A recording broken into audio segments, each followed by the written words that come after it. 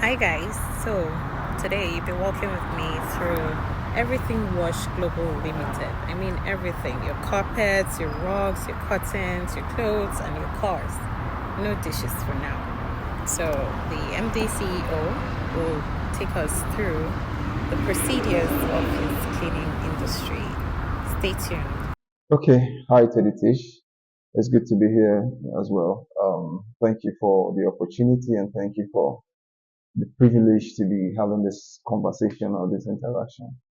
Okay, my name is Joseph Agida. I'm a native of Nigeria, a young man that is trying to cover a niche in the cleaning industry. So, with a showcase of more innovative way and better way of making the environment, good life and the environment healthy for human existence.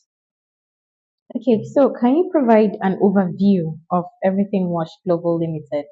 Okay, so Everything Wash, it's a platform that presents global cleaning services. So the likes of industrial cleaning, car wash system, laundry services, and all. So everything that requires both cleaning and washing, that is what we do.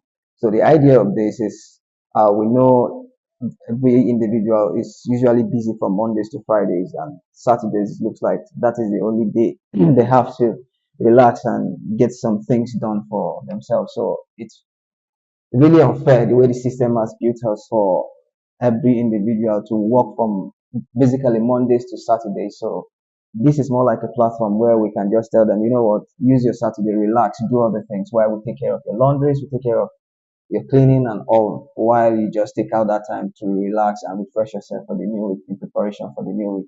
So we do industrial cleaning, cleaning homes, offices, hospitals, schools, all everything that requires everything that is a building. So we do that in the industrial cleaning. And then we wash cars, premium car wash, basic, and then airlines. Then when you go to laundry, we also wash, dry clean, and iron clothes. So the likes of Centauro, sneakers, suitcases, and all that. So this is all we do. So everything that requires cleaning and washing, that is what we do. That is where the name comes from. Everything wash. Thank you. You mean everything? Do you do dishes? Oh, not really for now, but in the future, who knows? We're looking forward to that as well. If it's required of us, why not? To Um, come into people's homes to do their dishes? it's not a big deal. So if I can wash and dry clean your laundries, I don't think washing of dishes will be so much of a big deal. So it's doable. So in the future, I think we're also looking at that. Yeah. So I'm thinking right now we have dishwashers, Mm. mechanized system of washing dishes, right? Yeah. So if we have that, do we really need you to do dishes? Okay. So this is how it works. No matter how innovative or no matter how innovative we've grown, you can't totally take out the effort of a human per head or a human direct labor. What do I mean by that? There's a way things can be done, and progressively, there's a way things can be done progressively that requires the human ability to think, the ability to use the rational system to at least bring about some judgmental way of doing things. So the machine is programmed just to do and deliver. Why the human labor, in as much as in terms of time duration and all that, it might be lagging, but is more efficient when it comes to total job delivery. So a thing of this or a service with in this regard requires a direct human labor in some cases or in some instance because everything here is not automated. There are some things that you really need to do by yourself, allowing the machine to rest because if you really need something to be done in a detailed way, it requires that an individual must be there present to foresee the whole process and ensure that yes, that thing is properly done. Yeah. Okay, I'll start from the passion. What people fail to understand is businesses might be the same or businesses might look the same, but there is something called passion, there's something called energy, there's something called vision, there's something called mission that distinguish a business from businesses. Okay, because for instance, Mr. A and Mr. B might be doing the same thing, but you don't expect Mr. A to have the same energy level like that of Mr. B So when it comes to that, it comes from a place of passion. There are people that do things because of the material benefit or what is in it for them, and there are people that do things basically because they want that thing to be done properly. So it's not just the financial benefit or the every other benefit that comes in it, but the fact that it's coming from a place of passion that yes, you want this thing to work well. So it's showcase where everything wash is coming from, because this is, like I said, this is a passion driven industry, or passion driven enterprise that has been there for a while. So it's just so alarming that it took us a while to realize that yes, this is the dimension to which we should focus and channel our energy to. So right from time, I know there was this time, even while I was still in secondary school, amazingly, when it comes to when they have to share responsibility, I think at a point in time I was given beautification prefect because of how I handle things around me, how I ensure that my immediate environment is clean, neat, and all that. So I don't know, people were watching me. So it's something that has been there. So we're just trying to harness it this time and ensure that yes, it's serving the general public and trying to make life more better and appealing to everyone. Okay, so as we're going step by step, gradually, we're unfolding some things because most of our solutions are immediate, are tailored to suit our immediate environment. So we are not this type that is doing what every other person is doing. So we hope to create solutions that are tailored to our immediate environment. So we are not going too far from what is around us, so that at the end of the day, or by the end of the day, there is a targeted solution that matches a particular problem or a particular need. So that is what our innovations are targeted. So there's no general innovation, or there's no general approach to how we should do some certain things. So we're just trying to ensure that every for every for every part there is a particular solution, there's a particular problem we are addressing in terms of our cleaning solutions, in terms of our laundry services, also in terms of our car cleaning services, so that at the end of the day, we want to create an environment, that we want to create a platform that is eco-friendly, so that in the long run, we are not trying to create a problem out of the solution we are profiling. We are trying to create a solution that will end the problem of now and then the forthcoming, the problem, the unforeseen problem of the future. So that is what our innovations are targeted at. So you mentioned something very interesting that relates to sustainability, which is a new age factor that has to be taken into consideration in Yeah. whatsoever industry you belong to. Mhm. So how is your technology or your service in that line? I mean, you use soap. Yeah. What kind of soap do you use? What kind of cleaning agents do you use? Okay. Are they liquid, powder, gas? Okay. You understand? You Yeah. get me? Yeah. I do. So the we use a liquid in most cases, and then where it requires, we also use powder-like kind of agents as well. So this is what we are doing.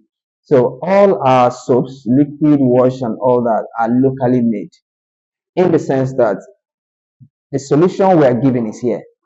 So it will not really make so much sense for us to go and import whatever it is that we need to use, because whatever we have here is something that the environment is acculturated with already.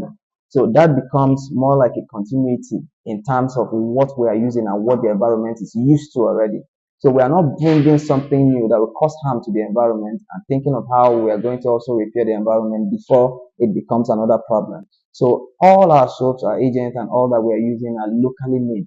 They are locally made, so they are all our immediate environmental. They are all immediate environmentally friendly. So we are not importing anything for now. So they are locally made. We have people that are doing some of those things for us that are within our neighborhood. So, and the good thing is we are getting the result, and it's not even causing harm to the individuals that are using it for us, the direct people that are using some of those things. And we believe in the long run too, it's not also causing any harm to the environment as well. So it's more like a win to us and then a win to the immediate environment. And then it becomes a balanced nature. So that is how we intend to ensure that our services are well sustained to enable not just lives become healthy, even the environment as well is healthy and nothing is toxic around us. So that means you are an Yeah, eco-friendly industry. yeah, the industry is eco-friendly. Okay. So how do you ensure you stay ahead of your competitors? Okay, for it's amazing that whatever industry you find yourself, we don't disregard knowledge. We're in the era where knowledge is everything. So what you know yesterday might not be too relevant today, and what you know today might not be too relevant for tomorrow. So we keep on updating ourselves knowledge-wise and ensuring that yes, we are at the top of our game. So the business or the industry is designed in such a way that we have working customers and customers that would not really have the time to come over to our place or our office to have their services done. So they have to book us ahead so we can also make ourselves available in their houses. So I'm proud to say for every customer that we've had, I think like 98 or 95% of them are usually returning customers because the kind of services we often render is usually unique. So since we are not wired to do what everybody is doing or trying to create or recreate what everybody is doing, since our own service is unique in our own way. So that we make the services in such a way that is like a top priority for us. So we go beyond what the expectations of the customers. So and every time you satisfy somebody, when he or she is hungry in a particular way, they will definitely look for you. So we have that build up at the back of our mind in every time we have the opportunity to render our services. So once that is done, you see them craving for more. Like, and we have so built it in such a way that every time now they are expecting to see something new. So, which is also a very good and a strategic win for us because every time we have to do something for them, they are expecting that they must have to see something new, and that alone shows that we often must go back into researching for things that are new also in our line of industry so that we are ahead of them and at the top of our game. Thank you. So, as a director Hmm. of Everything Wash Global Limited, Yeah. can you briefly share your leadership philosophy and approach to managing the team? Okay. Okay. So it's two ways. I think this is what has helped me as an individual over the year, over 1 or 2 decades from now. I understand when to draw the line between discussion and decision making. So I know when it's time to have the team discuss, and I know understand when is the time to take certain decisions. So most times, business owners fail to understand that yes, whoever that is working for you, they are also in a way trying to contribute to your growth or trying to contribute to your business. So you must not also disregard the effort they are making. Sometimes they'll come up with ideas that you feel might not necessarily that are not necessarily important at a particular time. But there's something called idea bank. So you bank some of those ideas, and then when you come across some of those things later, you might now see because everyone is unique in their own way of doing things. So you can't take that away from them. So the it's now the right and also the responsibility of the business owner to harness all these ideas, now reprocess them so that they can stand in the point of and align themselves with the vision and the mission statement of the company or of the industry. So, what are some of the biggest challenges you faced as the director so far? Okay, our biggest challenge, we are coming into the industry. There are some things that we didn't take notice of. So, like some things like the environmental factor, the government factor, and then the utilities factor as well. Because for your business to be successful, there are certain factors that you must take into consideration. The factors like the immediate environment you find yourself. What are the challenge? What has been the challenges that could disrupt the flow of your business? So take for instance, if it's a place where you have more like a car wash and then you have people driving in. So how do you ensure that if they come in dirty, they are going back very clean, like they are going back very clean after you've rendered your services.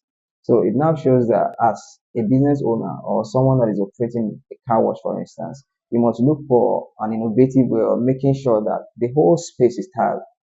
The whole space is tiled. They're driving dirty. They are going out.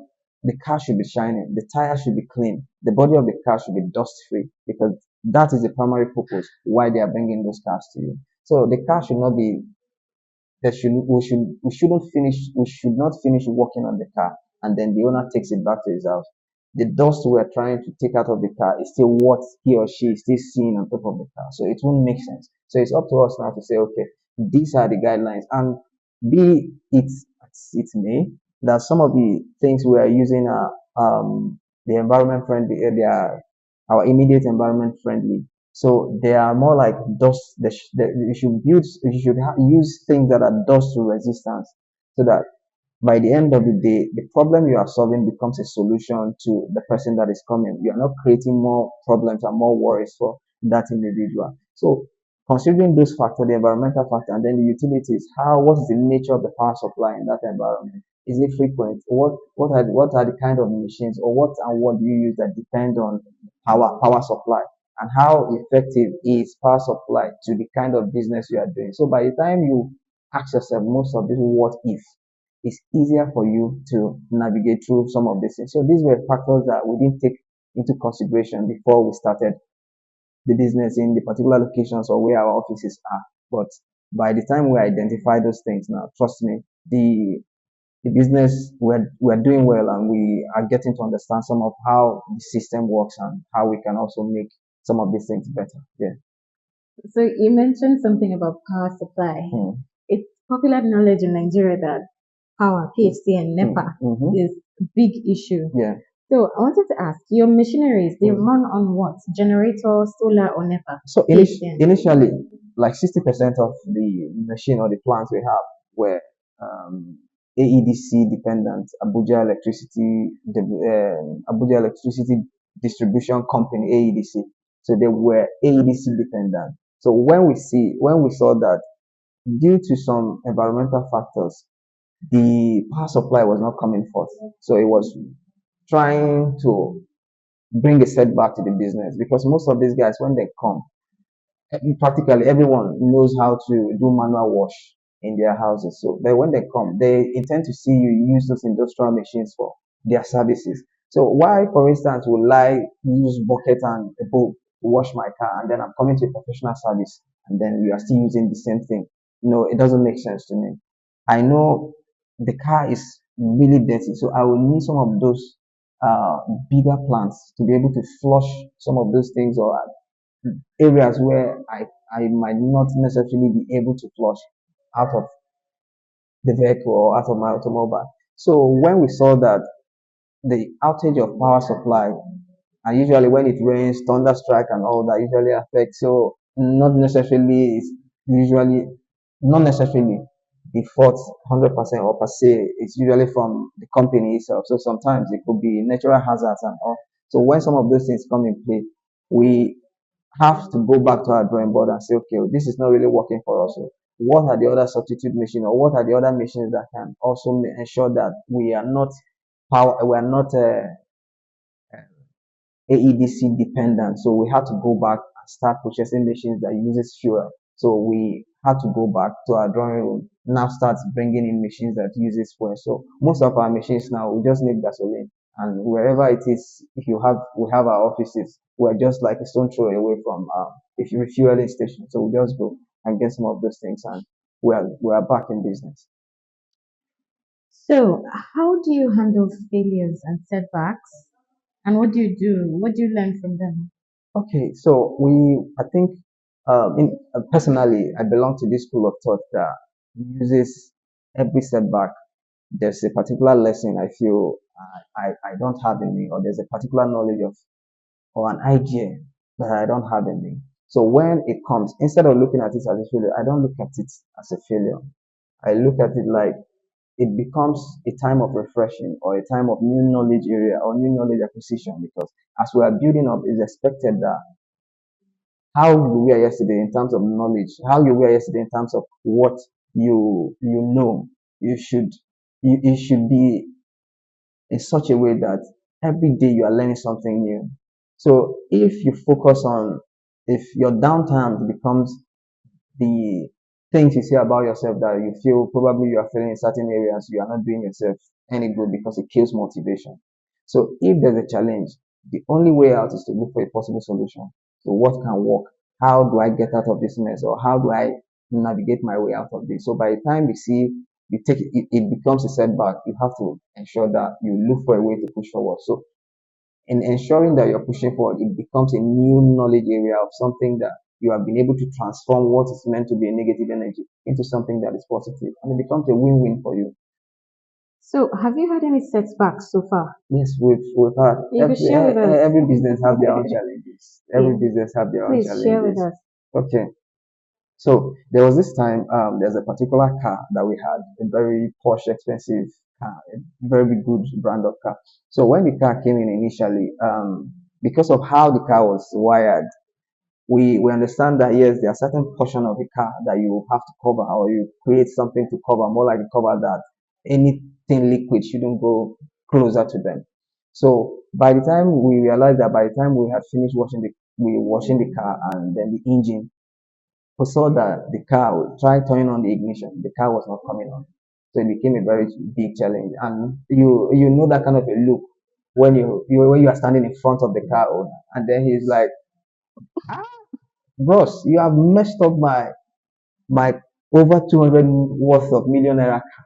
The car is not coming." So the pressure of you trying to process probably what could possibly be wrong with the car.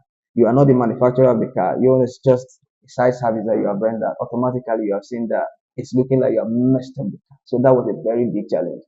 As a business owner, I was pondering on how, where are we going to get this money if this man insists that we are going to buy back his car, replace his car. So it was a big challenge until that thing just popped up like, why not even go and read about this engine? And then probably check the internet or Google and see if there are instances where some certain things are not supposed to be in some certain areas, and by virtue of mistakes, because as humans, we can't totally take mistakes out of ourselves. So by virtue of that, how, if things like that happens, what is the next area of action? So amazingly, I saw that you just have to look for a way, probably get a fan or a coolant to dry up the water, ensure everything is properly dry immediately. And once that is done, you open the bonnet of the car, allow the direct rays of the sunlight to also interact with the car engine, and then give it some few minutes. Then you put it on, then automatically it will come back on. So when all that was playing out, the car owner was just there looking at continue doing this your movie, whether you like it or not, you're going to buy back our car. So in a few minutes, like in a space of between 15 to 20 minutes, I just okay. After doing all that, please sir, go back and put on your car. So by the time he went, the first touch on the car, the ignition came back on. So it was supposed to be a push backward, but because this is something that apart from we trying to show that we're professional. We also there's also a point in time where you also need to tell yourself that whatever it is you feel you are a professional on, there's a space where you become a learner. So we understood that bit. So you learn from what you are doing. That is what even shows that you are growing. So if you have gotten to that stage in any industry at all that you are not learning anything new, automatically it just depicts that you have stopped developing or you have stopped going in that knowledge area or in that industry. In fact, you are just it's more looking like you are going out of the market already. So for every industry at all, if at all, for every industry or every business niche or every business area, there should be a time where you become a student in that particular area or in that particular discipline. That is what shows that you are growing and that you are. So if a car as such comes in as we are still in the business and comes in and we encounter such a challenge or such a concern comes up, automatically we know that yes, this is how we did the other one and it worked. So automatically there's no cause for alarm. So it works. Yeah. If you say key lessons, every day we are learning. So it's just interesting to know which one are the key lessons. Okay. The key lessons. Well, first of all, as a business owner or as someone that is new in a particular business industry, your punctuality is very key. because personally, there is a spirit behind every business. I know we might not necessarily believe in some of these things at times, but jokes apart, there's a way, there's a way it works. So if you are in your business area, or if, for instance, a business in you, and you are always present, there are certain decisions that you take that immediately you are preferring solutions to what will take a while for you to have learned. If you are just the type that comes in once in a while and then go back to do some other thing, so your punctuality is a core. So the first few months of my business, I was always around. So there were things that I was getting to understand about the business. Yes, I know, I understand it that yes, it's a passion, but transforming it now from an idea to a business is a total different ballgame. So it's either you are doing it well to keep you floating, or you are doing it anyhow to run at lost. So for everyone that is working, they will only work in dispensation with the energy they see the business owner puts in. So nobody is going to do more than what you yourself want them to do. So when you are present, they intend to do their best or put in their best. But when you are not present, everyone is relaxed. So as one of the key advice that I would prefer to everyone that hopes to be both present and future entrepreneurs is please give time to your business. Give time to your business because nobody is going to do the business as much as you want to do it. The future of the business depends on what you are planting today. So there's a time you will relax, but at this start or at the get go, it's very, very important that you put in all the necessary time, all the necessary energy that is required so that that desired outcome that you want can effectively turn up later. But at that punctuality is something that no business owner or business startup should take for a joke. Yeah. So I think that is one of my major. So, what made you delve into this aspect of business? Okay. But first to say, is the passion. The passion comes, the passion of what you are doing. And passion shows how much you love what you're doing. Passion depicts how much energy you are willing to commit into what you're doing. So the passion has been there before now.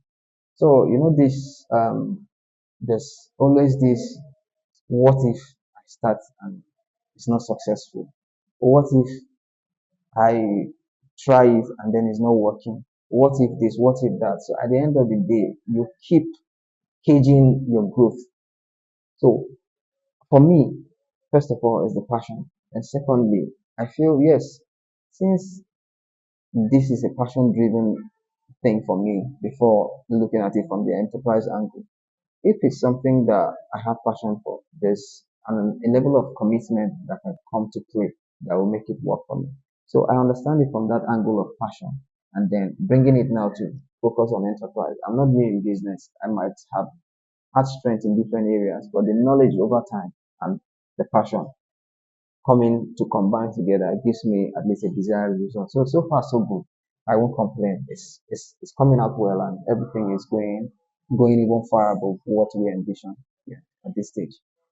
So, did you have a mentor Yes, I do. in the business or before the I business? do. Did you have sponsors? Okay. And this is what happens. So for every knowledge area, for every business venture, so I will also state it clear that there are people that have been doing these things for over time that are successful in this. You are not going to be the only one that is a success in this business.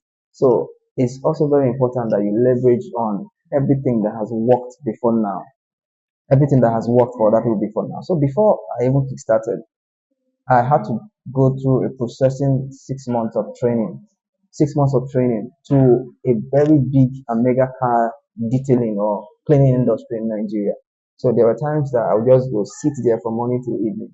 So for them, it will look like I'm wasting my time, but they don't also know that yes, I'm trying to learn from their bank of knowledge. What have them been doing over time? Because this is a brand they have built for several years, and then they are still floating. So what is working for them? What is their challenge? What is their strength? What been able to put together their SWOT analysis. So what is it? So interacting with also the locals also helps as well. So sometimes we feel everything must be formal, formal, formal, formal. No, there are approaches when it comes to business. You must have to go informal at times. Like looking at them, Baba might not necessarily know what he's using, but he knows what he's doing. So by the time you have an interaction with people like that, it becomes another advantage to for you because one, you know some of these things basically theoretically, but now you are seeing it practically. So this is you now trying to bridge the skill and the theory gap. So before I started, I had to go to different cleaning industries to see how some of the things they are doing and how they have been able to sustain what they are doing over time. And you hear their success stories. So when we started, we are not just starting like people that are just coming into the business. We already have that knowledge in us. It's just for us to begin to practicalize what we have learned over time and what the plus and minus of the knowledge area we're trying to maximize. So I think that was also what helped. So, how has the company evolved since its inception? Yeah. So we are a few months away from our first year. So far so good. We have grown as a company.